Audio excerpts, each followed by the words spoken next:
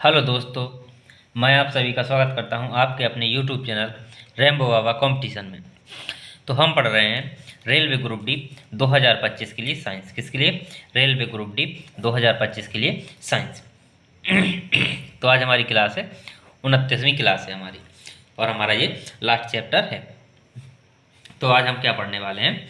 तो हम पढ़ने वाले हैं जैविक वर्गीकरण। क्या पढ़ने वाले हैं? जैविक वर्गीकरण, बायोलॉजिकल क्लासिफिकेशन। क्या पढ़ने वाले हैं? Biological classification. ये बायोलॉजिकल क्लासिफिकेशन की ज़रूरत क्यों पड़ी? तो जैसे आप लोग जानते होंगे कि हमारे आसपास हम लोग हैं, जीव जंतु, भेड़ बकरी, शेर, कुत्ता, बिल्ली, ये सब चीज़ें हमने देखी हैं। पेड़ पौधे देखे हैं, कुछ घास देखे हैं, कुछ जल में पौधे देखे हैं। इन सब चीज़ों को हमने देख रखा है। तो आज हम इन्हीं सब चीज़ों को क्या देखने वाले, इन्हीं सब चीज़ों का क्या देखने वाले, इन सब चीज़ों का करने वाले, वर्गीकरण करने वाले हैं। क्या करने वाले? वर्गीकरण। किसको किस चीज़ में रखा जाएगा, किसको किस चीज़ में रखा जाएगा, उसका किस प्रकार से वर्गीकरण करेंगे।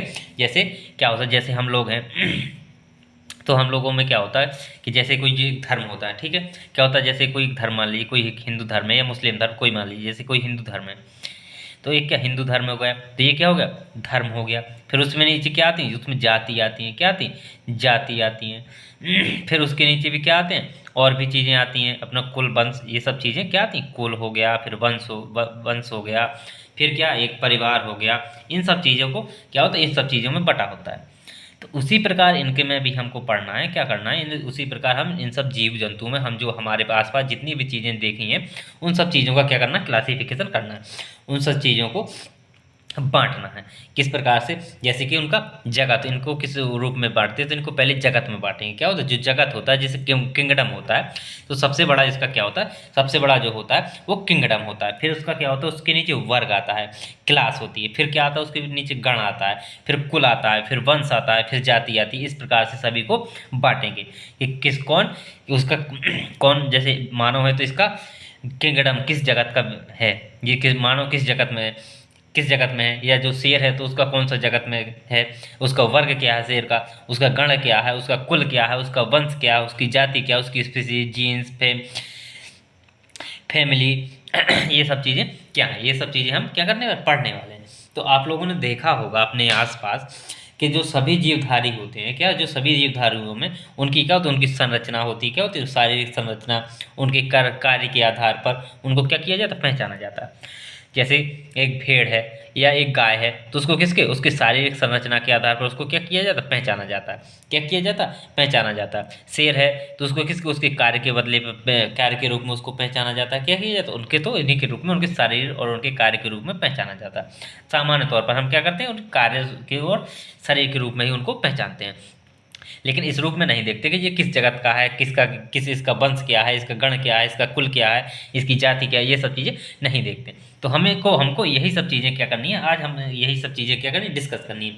तो आपने देखा होगा कि वो किस आधार पर, उसकी संरचना, सारे कार्य और उनकी संरचना के आधार पर क्या किया जाता है? उनको पहचाना जाता है और उनका क्या किया जाता है? वर्गीकरण किया जाता है।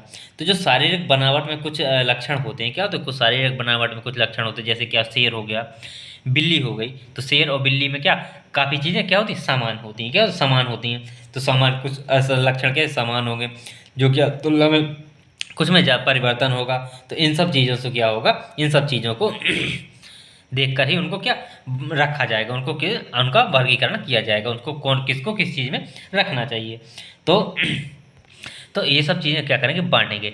अब ये बांटेंगे कैसे? तो इनको बांटने के लिए क्यों बांटना जरूरी है? क्यों बांटना जरूरी है? क्योंकि क्या करना, हमको इनका अध्ययन करना है। क्या करना? इन सब चीज़ों को क्या करना, हमको अध्ययन करना है। यदि हम एक एक चीज़ को, एक एक जीव को, एक एक जंतु को उठा के अध्ययन करेंगे, एक एक पेड़ को, एक एक स्पीसीज को उठा के अध्ययन करेंगे, तो कितनी लाखों करोड़ों अरबों जनसंख्या प्रजातियाँ हैं। तो ये इनका एक एक करके अध्ययन करेंगे तो हम क्या कर पाएंगे? अध्ययन नहीं कर पाएंगे। क्या कर पाएंगे? इनका अध्ययन नहीं कर पाएंगे। इसलिए क्या करना पड़ेगा? इनको जो समान रूप से दिख रहे हैं, जिनके सामान्य कार्य हैं, या उनके शारीरिक संरचना समान है, या उनका और जो भी चीज़ समान है, तो उनको क्या एक वर्ग में रख दिया जाएगा, उस वर्ग से संबंधित कर दिया। उस वर्ग में क्या एक एक का अध्ययन कर लिया जाएगा, तो उसी से उसका निकाल लिया जाएगा कि इसका एक अध्ययन, एक चीज़ का अध्ययन कर लिया तो वो, एक जंतु का अध्ययन कर लिया तो वो बाकी सभी जंतुओं में लागू हो जाएगा। तो क्या करने के लिए, एक अध्ययन करने के लिए, किसके लिए, जो जैविक समुदाय है, क्या है, जो हमारा जो जैविक समुदाय है उसके अध्ययन के लिए, किसके लिए, उसके अध्ययन के लिए इसके जो जीवधारी हैं उनको क्या करना पड़ेगा, कुछ वर्गों में विभाजित करना पड़ेगा। क्या करना पड़ेगा, कुछ वर्गों में विभाजित करना पड़ेगा।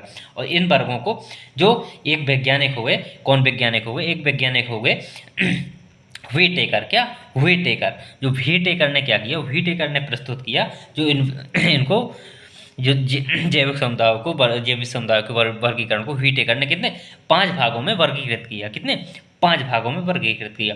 कौन कौन से, मोनेरा, प्रोटिस्टा, फंजाई, प्लांटी और एनिमल। क्या, एनिमल।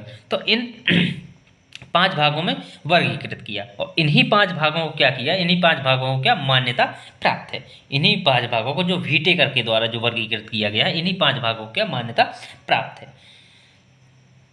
और ये जो बनाए गए हैं, ये जो समुदाय, जो संगठन बनाए गए हैं, ये जो समूह बनाए गए हैं वो किस आधार पर बनाए गए, तो ये जो समूह बनाए गए हैं, ये समूह किसके, कोश की संरचना, किसके आधार पर, कोश की संरचना, पोषण के स्रोत, किसके, पोषण के स्रोत और उनके जो तरीके हैं तथा जो शारीरिक संगठन के आधार, शारीरिक संगठन का जो आधार है उसके आधार पर क्या किया गया है, इनको आधार बनाया गया, इनको वर्गीकरण करने का जिसका आधार बनाया। क्या क्या, उनका जो कोश की समूह है, क्या, कोश की समूह, उनका संगठन, उनका पोषण का स्रोत, उनके जो तौर तरीके हैं और जो शारीरिक संगठन है, इन सब चीज़ों को क्या बनाएगा, उसका आधार बनाएगा। इसको वर्गीकरण करने का क्या आधार बनाया गया है।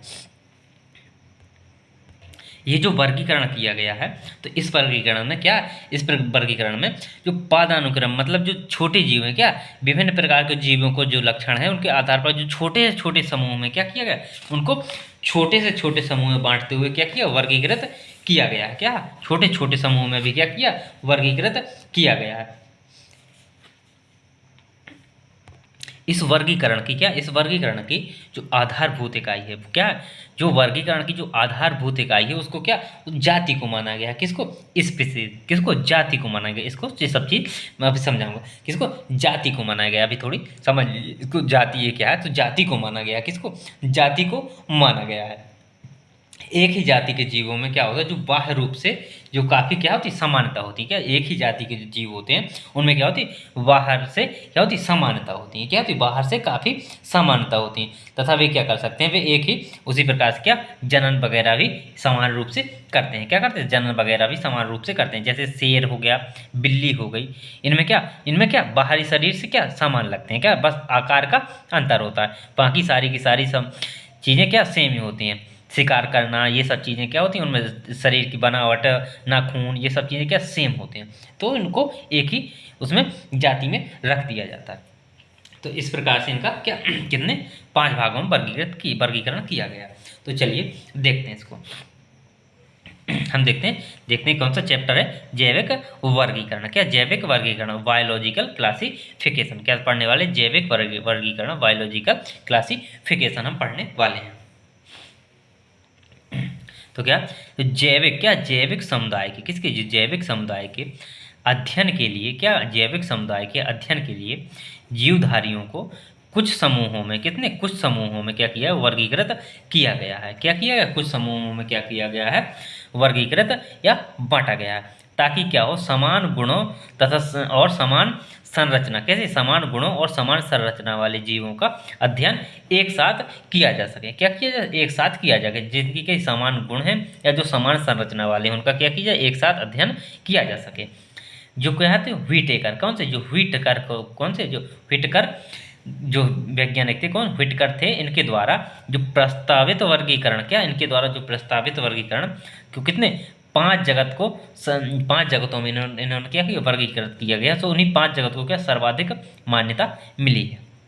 सबसे अधिक मान्यता किसके, व्हीटकर के जो 5 जगत में वर्गीकरण किया है, इन्हीं को क्या मान्यता मिली है। तो वो कौन कौन से 5, वो है मोनेरा, नंबर 1 क्या, मोनेरा, नंबर 2 प्रोटिस्टा, नंबर 3 क्या, कवक, नंबर 4 पादप, नंबर 5 जंतु। क्या है, जंतु या एनिमल। क्या, जंतु या एनिमल।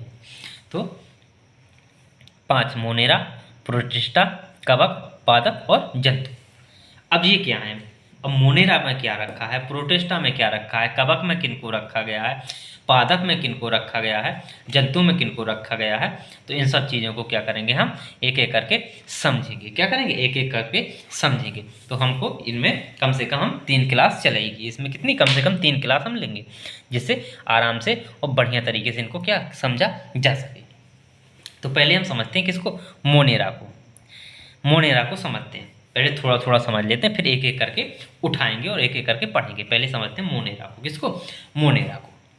ये जो मोनेरा है, जो मोनेरा जगत है, कितने जगत में, 5 जगत में बांटा गया। ये क्या है, जगत, मोनेरा जगत, प्रोटिस्टा जगत, कवक जगत, पादप जगत और जंतु जगत। तो जो मोनेरा जगत है ये क्या होते हैं, इसमें कैसे जीव, इसमें क्या होते हैं, इसमें एक कोष की, कैसे, एक कोष की जीव होते हैं। कितने, एक कोष की, एक कोष की जीव। कैसे, वो भी कैसे, प्रोकैरियोटिक समूह वाले होते हैं। कैसे, प्रोकैरियोटिक, प्रोकैरियोटिक जीव होते हैं। इनमें क्या होता है, जो कि ये जो मोनेरा होते हैं, तो इनमें क्या होते हैं, एक कोष की प्रोकैरियोटिक जीव होते हैं। और एक कोष की प्रोकैरियोटिक जीव होते हैं, तो इनमें क्या होता है, इनमें ना तो क्या होता है, केंद्रक होता है। इनमें क्या, ना संगठित केंद्रक होता है, क्या होता है, ना ही संगठित केंद्रक होता है, ना ही क्या होता है, इनमें कोशिकांग होते हैं। क्या होते हैं, ना ही केंद्रक होता है, ना ही क्या होते हैं, इसमें कोशिकांग होते हैं। क्या होते हैं, कोशिकांग। माइटोकॉन्ड्रिया, हरित लवक, ये लवक वगैरह, ये सब क्या, कोशिकांग नहीं होते। क्या होते, कोशिकांग नहीं होते। तो इनमें क्या होते, ये क्या होते हैं, इनमें कोशिकांग नहीं होते। और ना ही क्या होंगे, इनके शरीर क्या, बहुकोशिकी होते हैं। केवल क्या होंगे, इनके शरीर कैसे, एक कोष के ही होते हैं, बहुकोष के भी इनके शरीर नहीं होते। प्रोकैरियोटिक कोशिक, ना केंद्रक, ना कोशिका, कोशिकांग होते हैं। क्या होते हैं, ना ही इनके कोशिकांग होते हैं। इनका कार्य क्या है, जो मोनेरा जगत के जंतु होते हैं, इनका कार्य क्या है, ये क्या करते हैं कि जो क्या, ये क्या करते हैं, ये विघटन का काम करते हैं। किसका काम करते हैं, ये पर्यावरण में जो चीज़ें होती हैं उनका क्या करते हैं, विघटन करने का कार्य करते हैं। उनको क्या करते हैं, विघटन, विघटन करने का कार्य करते हैं। इनको इसलिए इनको क्या बोला जाता है, इनको क्या, विघटक भी बोला जाता है। क्या बोला जाता है, विघटक भी बोला जाता है। और ये कैसे होते हैं, ये स्वपोषी होते हैं। ये कैसे होते हैं, ये स्वपोषी होते हैं। कैसे होते हैं, स्वपोषी होते हैं। ये कैसे होते हैं, स्वपोषी होते हैं। या इसको क्या बोलते हैं, ये कैसे, स्वपोषी भी होते हैं। ये और कैसे, परपोषी भी होते हैं। क्या, परपोषी भी होते हैं। स्वपोषी जो क्या करते हैं, सूर्य के प्रकाश में क्या करते हैं, अपना प्रकाश संश्लेषण क्रिया करके भोजन बनाते हैं। ये जीवाणु हो गए, तो ये क्या कर, स्वपोषी। और ये कैसे, विषमपोषी भी होते हैं। क्या होते हैं, विषम, इनमें क्या, विषम पोषण भी होता है। क्या होता है, जैसे इनको क्या है, इनके कारण क्या, परजीवी या मृतजीवी भी होते हैं। ये कैसे, परजीवी या मृतोपजीवी भी होते हैं। क्या होते हैं, परजीवी या मृतोपजीवी भी क्या होते हैं। तो ये क्या था, ये मोनेरा था। एक कोष की जीव होंगे, प्रोकैरियोटिक हो गए, केंद्रक, ना कोशिकांग, ये सब कुछ नहीं होगा। ये कैसे, स्वपोषी परपोषी भी दोनों हो सकते हैं। ये क्या, एक विघटक के रूप में कार्य करते हैं। जैसे उदाहरण के लिए क्या होता है, उदाहरण के लिए क्या, जीवाणु, जीवाणु, नील हरित शैवाल, क्या, नील हरित शैवाल, क्या होते हैं, शैवाल, नील हरित शैवाल। तो ये सब क्या है, इसके उदाहरण है। साइनोबैक्टीरिया, क्या, साइनोबैक्टीरिया, साइनोबैक्टीरिया, ये भी क्या है, मोनेरा का एक उदाहरण है। तो ये मोनेरा समझिए। अब देखते हैं प्रोटिस्टा। अब किसको देखते हैं, प्रोटिस्टा।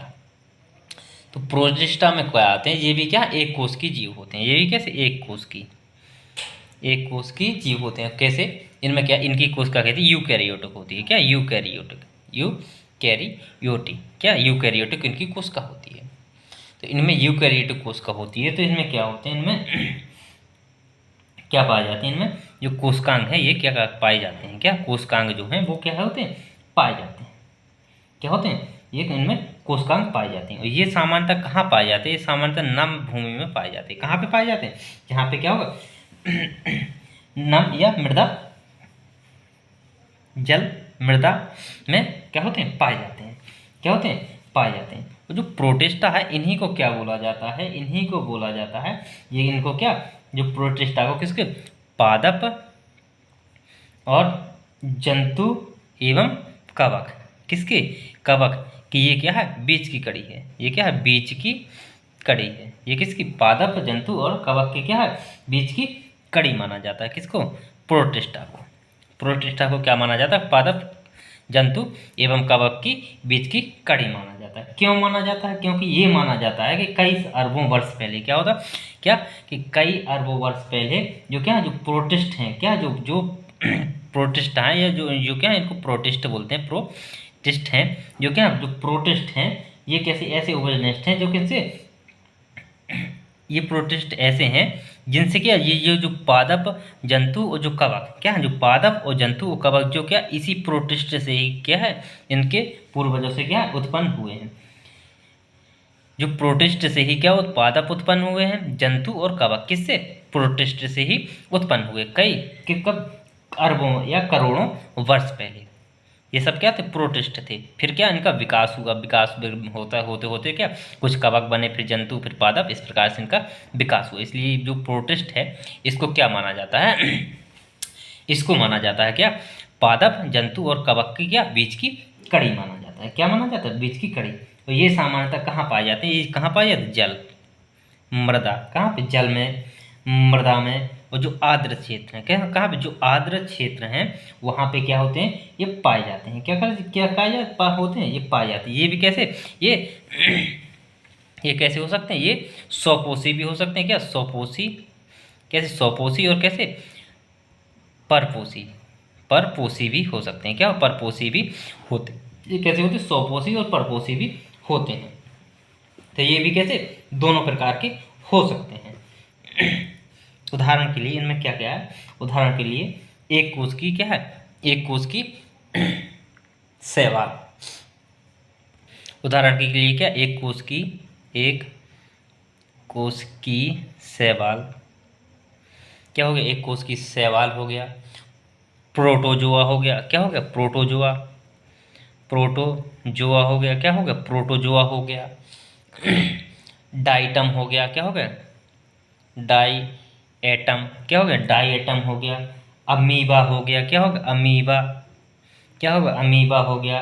युगलीना हो गया। क्या होगा? युगलीना। ये सब क्या है? इसी के उदाहरण हैं। किसके? प्रोटिस्टा के। किसके?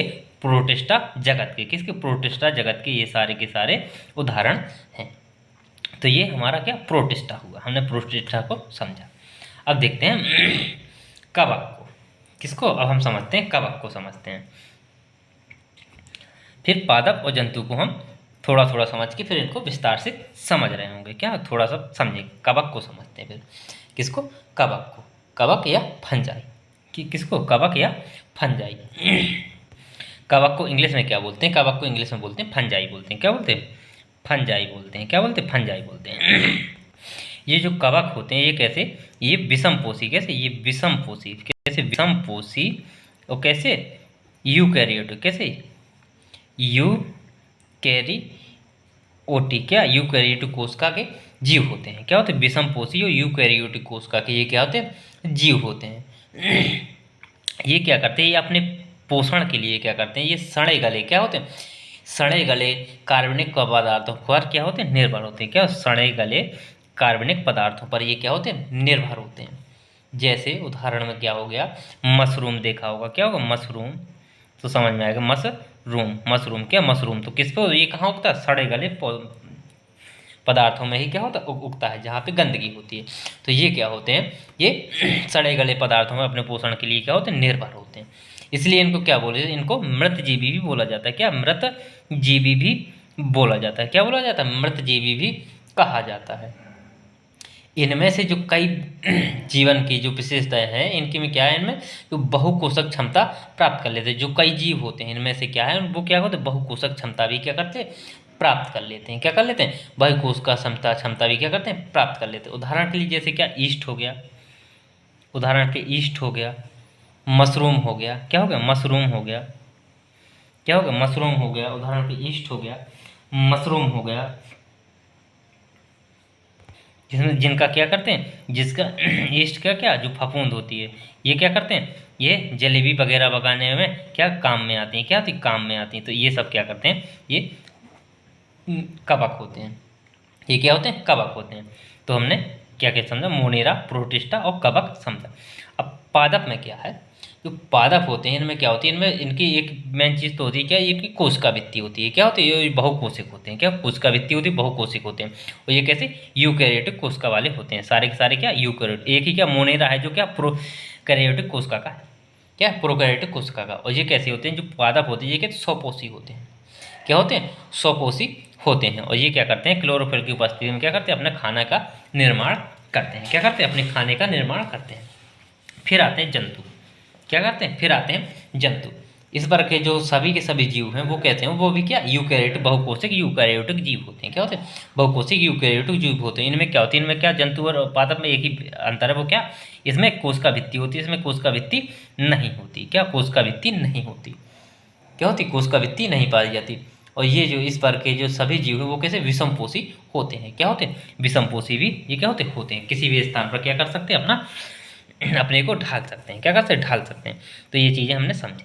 अब हम इनको एक एक करके इनको अब हम समझते हैं। एक ये समझा, अब इनके बारे में भाषा देखते हैं। फिर क्या करेंगे, 3 को समझा अभी, फिर इनको क्या करेंगे, एक एक करके इनको पादप और जंतु को अगली क्लास में देखेंगे। पहले अभी इन तीनों को, इन दो को देखते हैं। क्या करते हैं, इन दो को, मोनेरा और प्रोटिस्टा को देखते हैं। तो मोनेरा को देखते हैं, ठीक है, भाषा के रूप में मोनेरा को देखते हैं। तो यह क्या, यह एक कोश की, कैसा, एक कोश की प्रोकैरियोटिक, कैसा, प्रोकैरियोटिक जीवों का क्या होता है, समूह है। जो मोनेरा जगत है, क्या मोनेरा जगत है, वो किसका, जो एक कोश की और कैसे प्रोकैरियोटिक जीवों का क्या है, समूह है। किनका समूह है, प्रोकैरियोटिक जीवों का समूह है, जिसमें नाभिकीय झिल्ली, क्या होती है, नाभिकीय झिल्ली नहीं होती। क्या नहीं होती, जिसमें नाभिकीय झिल्ली नहीं होती। ये कहते हैं, ये विशेषता कहाँ पे, नम वातावरण में, कहाँ पे, नम वातावरण में पाए जाते हैं। जहाँ पे क्या होगा, नमी होगी। तो ये कहाँ पाए जाते हैं, तो ये पाए जाते हैं नम वातावरण में। कहाँ पे, नम वातावरण में। इसमें क्या होता है, इसमें mitochondria, lysosome, plastid, Golgi body या गोल्जी निकाय जैसे क्या होते हैं, जो कोशिकांग होते हैं वो क्या होते हैं, अनुपस्थित होते हैं। क्या होते हैं, कोशिकांग क्या होते हैं, इसमें अनुपस्थित होते हैं। क्या होते हैं, कोशिकांग इसमें अनुपस्थित होते हैं। यह क्या है, यह पर्यावरण में क्या होता है, ये पर्यावरण में चीज़ों का क्या करते हैं, विघटित करते हैं। चीज़ों को क्या करते हैं, विघटित करते हैं। ये क्या करते हैं, पर्यावरण में चीज़ों को विघटित करने का क्या कार्य करते हैं। एवं क्या करते हैं, विभिन्न पोषण चक्रों को क्या करते हैं, जो विभिन्न पोषण चक्र हैं उनमें क्या अभिन्न हिस्सा निभाते हैं। क्या करते हैं, इनका ये विभिन्न पोषण चक्रों का क्या अभिन्न हिस्सा है, क्या है, बहुत महत्वपूर्ण हिस्सा है। ये जो मोनेरा जगत की जीव हैं वो क्या है, जो विभिन्न पोषण चक्र हैं उनका क्या अहम हिस्सा है। ये क्या, ये पोषण के विभिन्न प्रणालियों को क्या करते हैं, प्रदर्शित करते हैं। क्या करते हैं, विभिन्न प्रणालियों को क्या करते हैं, प्रदर्शित करते हैं। उदाहरण के लिए जीवाणु, साइनोबैक्टीरिया, माइकोप्लाज्मा। तो ये क्या है, ये सारे के सारे इसके उदाहरण हैं। ये क्या है, इसके एग्जाम्पल हैं। तो ये क्या हमने मोनेरा जगत हमारा पढ़ चुका, इतना ही पढ़ना है, इसमें ज़्यादा नहीं पढ़ने है। जो ज़्यादा इंपॉर्टेंट है उसको देखेंगे। अब देखते हैं प्रोटिस्टा। अब देखते हैं किसको, प्रोटिस्टा को। तो प्रोटिस्टा में क्या है, प्रोटिस्टा, तो प्रोटिस्टा में क्या है, प्रोटिस्टा में देख लेते हैं।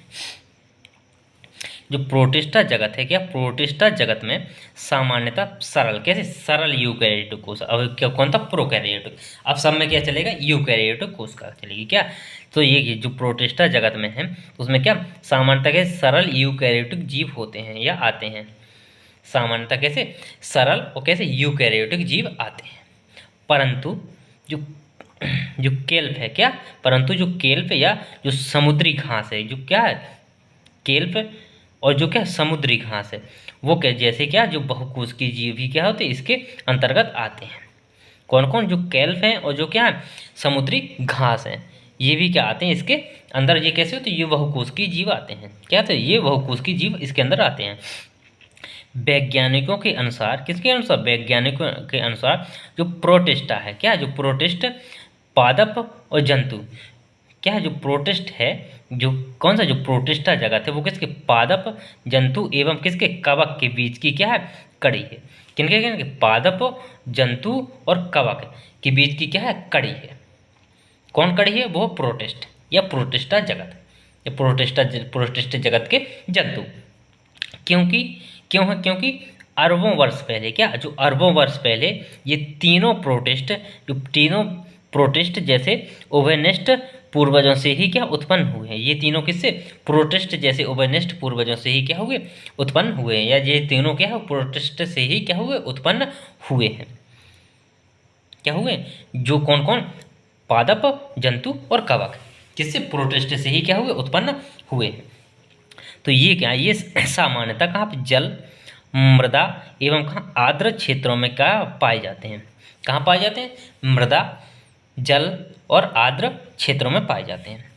प्रोटिस्टा क्या स्वपोषी अथवा क्या परपोषी हो सकते हैं? क्या हो सकते हैं? स्वपोषी और परपोषी दोनों हो सकते हैं। उदाहरण में एक कोष की शैवाल, प्रोटोजोआ, पैरामीशियम, अमीबा, इगुलिना, ये सारे के सारे क्या हैं? इसके उदाहरण हैं। ये क्या हैं? इसके उदाहरण हैं। तो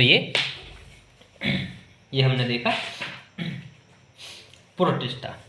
प्रोटिस्टा क्या देखा? प्रोटिस्टा। अब हम प्रोटिस्टा में शैवाल, तो शैवाल को पढ़ते हैं थोड़ा सा, ठीक है।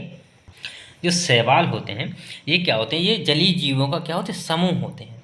ये क्या होते हैं? जलीय जीवों का समूह होते हैं। ये क्या करते हैं? समूह होता है इनका, क्या समूह होता है। ये क्या करते हैं? ये प्रकाश संश्लेषण की क्रिया भी करते हैं। क्या करते हैं? प्रकाश संश्लेषण की ये क्रिया भी करते हैं। क्या करते हैं? प्रकाश संश्लेषण क्रिया करके ये क्या करते हैं? अपना स्वयं का भोजन भी बनाते हैं। क्या करते हैं? स्वयं का भोजन भी बनाते हैं। सबसे इम्पोर्टेंट चीज़ है कि शैवाल का क्या उपयोग क्या है, इससे शैवाल से लाभ क्या है। तो इसका जो शैवाल है इसका प्रयोग किसमें? इसका ईंधन के रूप में भी क्या किया जाता है? इसका प्रयोग किया जाता है। किसके रूप में? शैवाल का है कि जो किसके एक अच्छा विकल्प है। क्या ईंधन का शैवाल क्या है? शैवाल ईंधन का क्या है? एक अच्छा विकल्प है। क्या है? शैवाल ईंधन का भी क्या है? एक अच्छा विकल्प है। तो इसका ये क्या ईंधन के रूप में भी इसका प्रयोग किया जाता है। शैवाल का हमने जब क्या पढ़ रहे थे, जब पोषक तत्व तो पढ़ रहे थे, तब हमने पढ़ा था शैवाल में क्या थे? अलगी और क्या था? ये क्या शैवाल अलगी शैवाल जो थे क्या अलगी में वो क्या करते थे? वो क्या करते थे? दोनों मिलकर एक क्या करता था? जो वो क्या करते? प्रकाश संश्लेषण क्रिया करते, और शैवाल क्या करते? जल का अवशोषण करके उसको, शैवाल में जो कवक होते हैं वो क्या करते हैं? जल का अवशोषण करते हैं। और जल का अवशोषण करके किसको? अलगी को, उसको क्या लाइकेन को देते थे। क्या करते? लाइकेन को देते थे। तो ये क्या करते थे? इस प्रकार से ये क्या कार्य करते थे। तो क्या करते थे? और जो शैवाल है एक चीज़, और नाइट्रोजन फिक्सेसीकरण भी पढ़ा था हमने। क्या पढ़ा था? तो उसमें क्या था इसमें कि इस जगह पे जहाँ पे क्या कम जल भी होगा वहाँ पे भी क्या होगा? वहाँ पे भी ये उत्पादन होगा। क्या होगा? भूमि में उत्पादन होगा। तो भूमि का उत्पादन बढ़ाने में क्या ये उसका उपयोग कर सकते? उत्पादन बढ़ाने में भी क्या किया जा सकता? इनका उपयोग किया जा सकता। इसका पशु चारे के रूप में भी इसका उपयोग किया जा सकता है। किसके? पशु चारे के रूप में।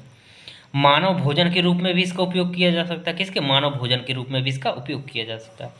जैव उर्वरक भी इससे शैवाल से बनाई जा सकती है। क्या? जैव उर्वरक, इन सब चीज़ों का प्रयोग किया। लेकिन इससे हानि भी क्या है? इससे क्या जब लाभ है तो क्या हानि भी होंगी? क्या होगी? हानि भी होंगी। तो इससे हानि क्या है? ये क्या होता है? जो शैवाल होता है ये क्या जलाशय में क्या होता है? इनकी अत्यधिक वृद्धि हो जाती है। क्या होती है? जब जलाशय में रहते हैं तो क्या अधिक वृद्धि हो जाती है।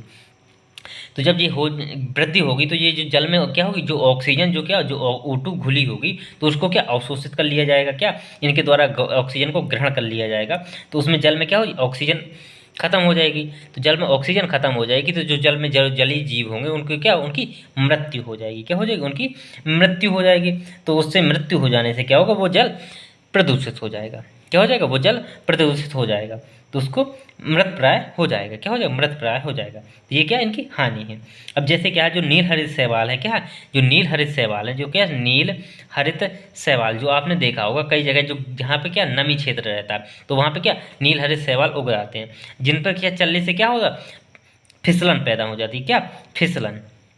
क्या होती? फिसलन पैदा हो जाती है। क्या हो जाती है? फिसलन पैदा हो जाती है। तो ये सब क्या है? इसकी हानि है। क्या है? ये सब चीज़ें इसकी हानि है। तो चलिए इसको देखते हैं।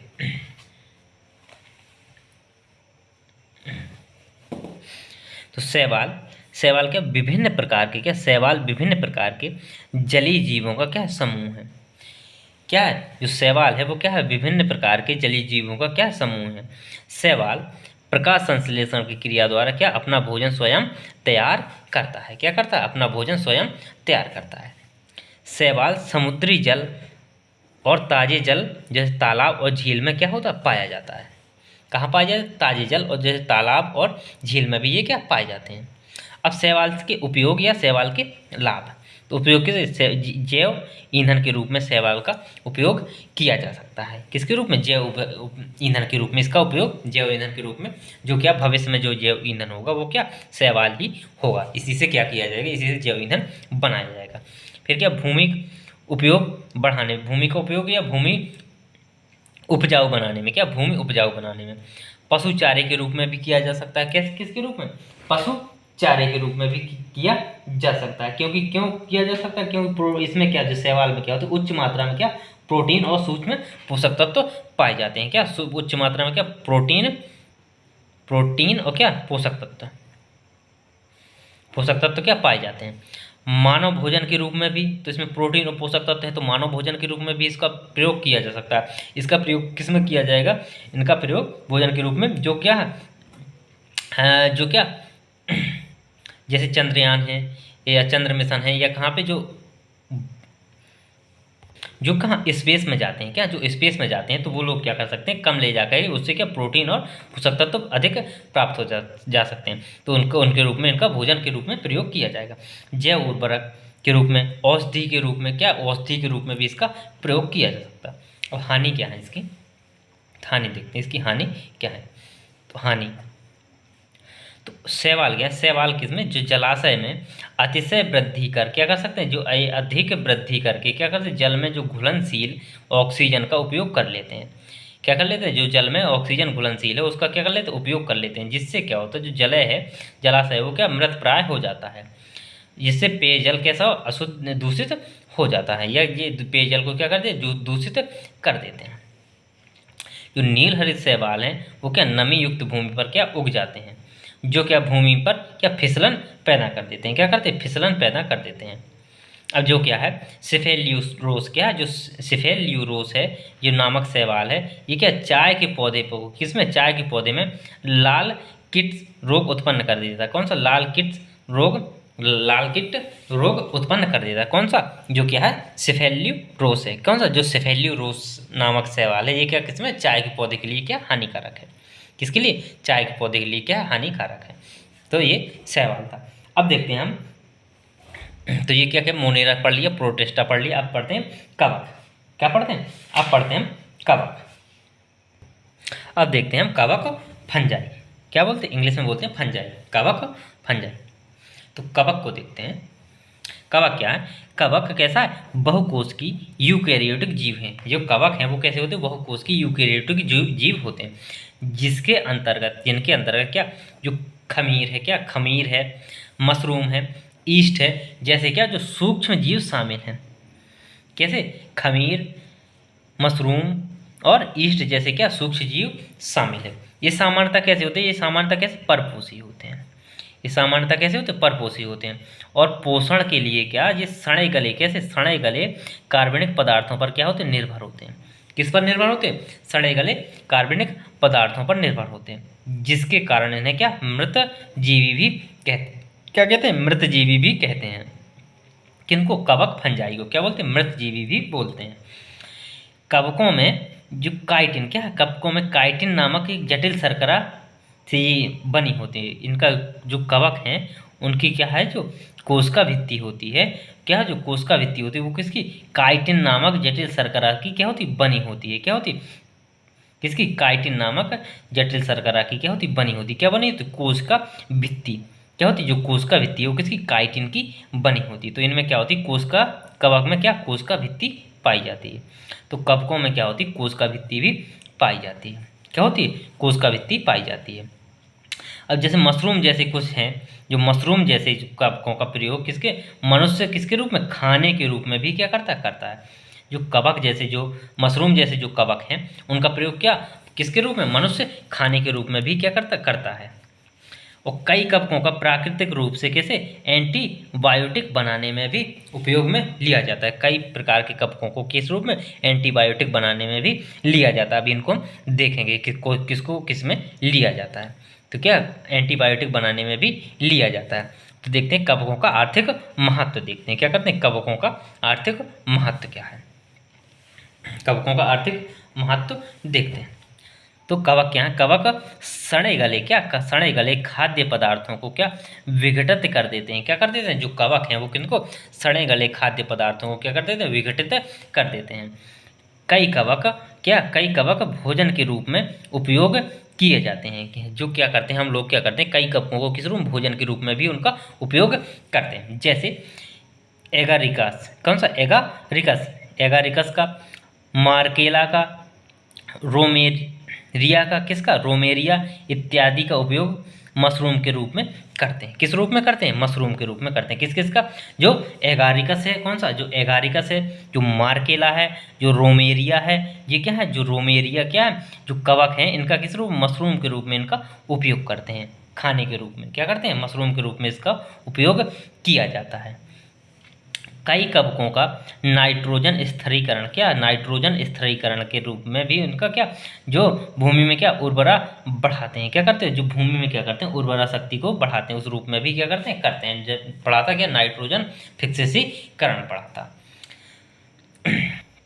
जो कौन सा है, जो एस्परजिलस, कौन सा, एस्परा, जो कौन सा, जो एस्पारजलस है, कौन सा, जो एस्पारजलस तथा पेनिसिलियम, कौन सा, एस्पारजलस तथा पेनिसिलियम का उपयोग किस रूप में, दूध से पनीर बनाने में किया जाता है। किसका, एस्पारजलस और पेनिसिलियम का उपयोग किस रूप में, दूध से पनीर बनाने में किया जाता है। एल्कोहल तथा बेकरी उद्योग में भी इनका उपयोग किया जाता है। क्या किया, एल्कोहल से तथा बेकरी मतलब जो केक वगैरह बनाते हैं उसमें भी क्या किया जाता है, इनका प्रयोग किया जाता है। अब देखते हैं जो पेनिसिलिन है, कौन सा, जो पेनिसिलिन है, क्लोरोमाइसिटीन है, कौन सा, पेनिसिलिन है, क्लोरोमाइसिटीन है, जो नियोमाइसिन है, कौन सा, नियोमाइसिन आदि का किस रूप में, एंटीबायोटिक औषधि का निर्माण करने के रूप में किया जाता है। जो आज कौन, पेनिसिलिन कवक है, क्लोरोमाइसिटीन कवक है, नियोमाइसिन कवक है, इनका जो कवक है इनका किसके एंटीबायोटिक के रूप में प्रयोग किया जाता है। फिर आता है जो न्यूरोस्पोरा, कौन सा, न्यूरोस्पोरा जैसे कवकों का उपयोग अनुसंधान कार्यों में किया जाता है। जब कोई किसी चीज़ का जो अनुसंधान वैज्ञानिक क्या करते हैं, अनुसंधान करते हैं, तो उसमें किसका उपयोग करते हैं, न्यूस्पोरा का करते हैं। किसका, न्यूस्पोरा कवक का उपयोग करते हैं। तो ये चीज़ कवक का क्या है, ये आर्थिक महत्व था। अब कवक के देखते हैं, कवक जब लाभ है तो उसका क्या, हानिकारक। तो हानिकारक कवक कौन कौन से, तो हानिकारक कवक में क्या है, जो राइजोपस है, कौन सा, जो राइजोपस है, जो एस्परजिलस है, कौन सा, जो एस्परजिलस है, जैसे जो राइजोपस और जो एस्परजिलस कवक हैं, इन जैसे कवक ये क्या करते हैं, खाद्य पदार्थों को क्या नष्ट अथवा क्या कर सकते, विषक्त बना देते हैं। कैसा, विषयुक्त बना देते हैं। कौन, राइजोपस और एस्परजिलस, कौन सा, राइजोपस और एस्परजिलस जो कवक हैं वो क्या करते हैं, खाद्य पदार्थों को नष्ट के साथ साथ क्या करते हैं, जहरीला बना देते हैं। क्या करते हैं, जहरीला बना देते हैं। अब जो क्या, अर्मीलेरिया, कौन सा, अर्मीलेरिया और मेरुलियस, कौन सा, अर्मुलेरिया, मेरिलियस और फिमीसा, कौन सा, फिमीसा आदि जो कवक हैं ये क्या, इमारती जो लकड़ी है उसको क्या करते हैं, नष्ट करते हैं। क्या करते हैं, जो इमारती लकड़ी को क्या करते हैं, जो घर बनाने के काम में जो लकड़ी आती है उसको क्या करते हैं, सड़ा के गला के खराब कर देते हैं। क्या करते हैं, उसको नष्ट कर देते हैं। तो ये क्या, हानिकारक कवक है। अब पढ़ते हैं हम लाइकेन। क्या पढ़ते हैं, लाइकेन। तो लाइकेन पढ़ते हैं। तो लाइकेन क्या है, लाइकेन एक क्या है, जो लाइकेन एक क्या है, थैलोफाइटा जैसी कैसी वनस्पति है। लाइकेन किसके जैसी, थैलोफाइटा जैसी क्या है, वनस्पति। जो थैलोफाइटा क्या है अभी कल पढ़ेंगे, जो पादप में थैलोफाइटा, ब्रायोफाइटा, एंजियोस्पर्म, जिम्नोस्पर्म, इन सबको क्या कल हम पढ़ रहे होंगे। तो लाइकेन क्या है, थैलोफाइटा जैसी वनस्पति है। क्या, थैलोफाइटा जैसी वनस्पति जो क्या, जो कवक और शैवाल जैसे क्या, जो कवक और शैवाल जैसे कवक और शैवाल से क्या होती मिलकर बना होता है। क्या होता है, कवक और शैवाल से मिलकर बना होता है। कवक क्या करता है, जल, लाइकेन को क्या जल, और शैवाल क्या करता है, शैवाल हरा होता है तो क्या होता है, ये प्रकाश संश्लेषण क्रिया करता है। तो जल को यहाँ से जल मिला, यहाँ से प्रकाश संश्लेषण क्रिया हुई, इसने भोजन बनाया, इसको भोजन दिया, इसने इसको जल दिया, दोनों का काम चलता रहा, ये सहजीवी के रूप में कार्य करते हैं। तो ये है कवक और शैवाल का में क्या सहजीवी संबंध पाया जाता है। जो लाइकेन है तो लाइकेन में क्या कवक और शैवाल का क्या होता है, सहजीवी संबंध पाया जाता है। क्या होता है, सहजीवी संबंध पाया जाता है। आकार एवं संरचना के आधार पर जो लाइकेन है उसको कितने 3 प्रकार होते हैं, उसके कितने 3 प्रकार होते हैं। कौन कौन से होते हैं, क्रास्टोज होता है, फोलियोज होता है, कौन सा क्रास्टोज, फोलियोज, और कौन सा फ्रूटिकोज होता है, कौन सा फ्रूटिकोज होता है। तो क्रास्टोज, फोलियोज और फ्रूटिकोज होता है। क्या फ्रूटिकोज, ये क्या किसके लाइकेन के 3 प्रकार होते हैं। क्या होते हैं, लाइकेन के 3 प्रकार होते हैं। अब देखते हैं लाइकेन का आर्थिक महत्व, लाइकेन के लाभ क्या हैं, लाइकेन से लाभ क्या हैं। तो लाइकेन के क्या हैं, लाइकेन क्या है, ये क्या है, जो लाइकेन है ये क्या वायु प्रदूषण संकेतक है। लाइकेन है ये क्या वायु प्रदूषण का सबसे अच्छा संकेतक है। जहाँ पे वायु प्रदूषण होगा वो वहाँ पे क्या लाइकेन नहीं होगी या लाइकेन कम होगी। जैसे ही प्रदूषण ज़्यादा होगा वहाँ पे लाइकेन खत्म हो जाएगी। लाइकेन क्या, लाइकेन मृदा निर्माण में भूमिका निभाता है। क्या करता है लाइकेन, क्या मृदा निर्माण में भी क्या करता है, भूमिका निभाता है। जो रेंडियर मॉस, आइसलैंड मॉस और इंडोकार्पन जो हैं वो आदि ये क्या करते हैं, इनका उपयोग किसमें, खाद्य पदार्थों के रूप में भी किया जाता है। रेंडियर मॉस, आइसलैंड मॉस और इंडोकार्पन का उपयोग किस रूप में, खाद्य पदार्थों के रूप में भी किया जाता है, जो लाइकेन का है। जो आर्चिल, कौन सा जो आर्चिल और लेकेनोरा, कौन सा जो आर्चिल और लेकेनोरा है, इनसे क्या नीला रंग प्राप्त करते हैं। क्या करते हैं, इससे हम नीला रंग प्राप्त करते हैं। जो रोसेला है, क्या रोसेला का उपयोग किसके लिए, लिटमस पेपर के लिए बनाते हैं। लोसेरा का प्रयोग किसके लिए, लिटमस पेपर बनाने के लिए करते हैं। किसके लिए, लोसेरा का किसके लिए प्रयोग करते हैं, लिटमस पेपर बनाने के लिए। लोबेरिया, कौन सा लोबेरिया और इर्वेनिया, क्या लोबेरिया और इर्वेनिया से क्या इत्र बनाते हैं, क्या इत्र बनाते हैं, इत्र का निर्माण करते हैं। इनका प्रयोग जो लाइकेन है, क्या जो लोबेरिया और जो इर्वेनिया है, इससे क्या इत्र का निर्माण करते हैं। तो ये चीज़ हमने समझी। अब हम एक डायग्राम बनाते हैं जिससे क्या समझ में आ जाएगा सब चीज़ें। इसमें क्या, अब हम एक डायग्राम बनाते हैं जो इनके वर्गीकरण का, किसका, जीवधारी। तो क्या खत्म हो गया, पेन खत्म हो गया भाई। जीवधारी, क्या जीवधारी। तो इनको कितने 2 भागों में बांटा गया, कितने पहले 2 भागों में बांटा गया। जीवधारी या इनको क्या बोल सकते, तो जीवधारी को क्या पहले किसको, कितने कोष को, प्रोकैरियोटी, किसमें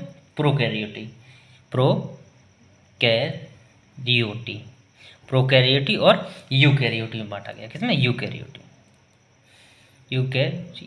तो अब यूकैरियोटी में क्या आ गया, इसमें क्या आ गया, प्रोकैरियोटी में क्या आ गया, मोनेरा। क्या आ गया, मोनेरा। ये क्या मोनेरा जगत आ गया। अब यूकैरियोटी जो हो तो इसको कितने एक कोष की और बहुकोष की में बांटा गया। किसमें, जो यूकैरियोटिक होते हैं वो क्या एक कोष की और बहुकोष की होते हैं। तो इनको किसमें, एक कोष की, एक कोशिकी या एक कोशिक, बहुकोशिक, एक कोशिक बहुकोशिक।